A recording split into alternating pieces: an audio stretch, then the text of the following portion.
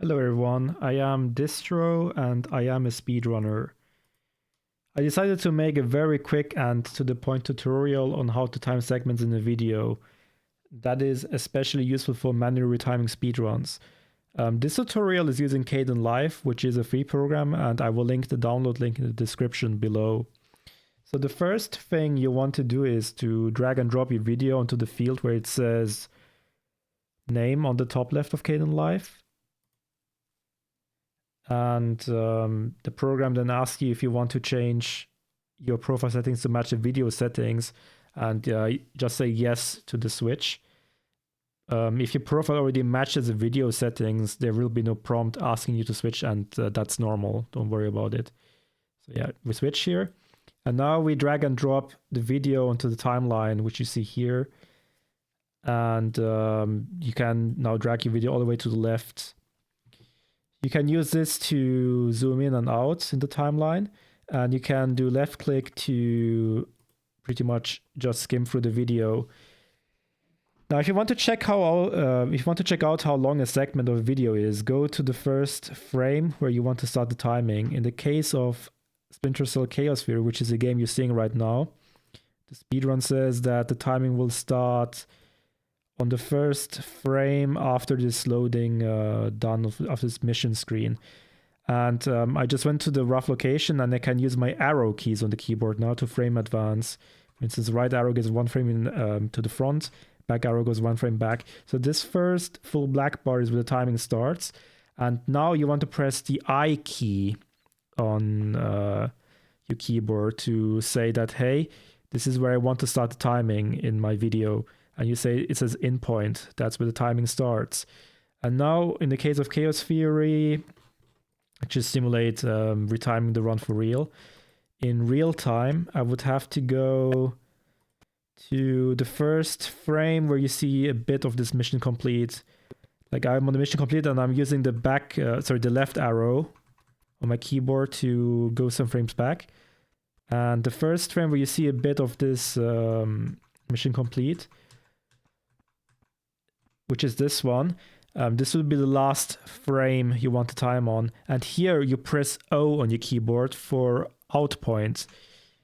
And that's where the timing stops. I for in point and O for out point. Easy to remember. Now when you do that, there's a small light bluish bar above the video from your in point to the out point. And you want to go to the middle of your in point and out point. And you see the small box here. You want to hover your mouse over it, and it already says the final time. In this case, it says 41 minutes, 43 seconds, and the 22 at the end is the frames. This is a 60 frame recording, so yeah, this is 41 minutes, 43 seconds, and 22 frames in 60 frames. You can convert it to milliseconds by using some simple math. So yeah, this would be already the official retime, and this is good for real-time speedruns. However, as a lot of you probably know, some speedruns allow for load removal. Now, how do you do that? I will go through one single load removal in this example and simulate the actual way I would retime it in the speedrun. And the rules say you can remove the frames in the level loads. For instance, here you see loading. And now I go to the first frame of it. And you have two options now. You either right-click on this part of the video and do cut clip, or you press Shift plus R. Now, this is the part where you start cutting. That's the part where basically part of the video is removed. So this frame that you're seeing here won't be there anymore soon. You'll delete it. But now I go to the part where the loading is done. It says done instead of loading, as you can see here. Like to give you an example, I went one frame back, loading, one frame forward, done. So this is the frame until where you want to remove a part of the video. Just to clarify, that means that this frame will be included in the final video if you cut it away from here. And in this case, that is what you want. I press Shift plus R, or I can right click again and press cut clip. That's fine. And what it is, I just cut into two segments here, and I can use this magnifying glass to get to make this timeline a bit bigger. then I can see, hey, this is a segment that I just basically cut into like from the left and to the right. Now you can left click on it, and then right click and do delete selected item. Or what I do is I just click on it and I press the delete key on the keyboard, and that removes the segment. And you can now see that there are two segments of the video, and we removed the part where the load was, but now we drag the right part to the left part and we pretty much just stick them together.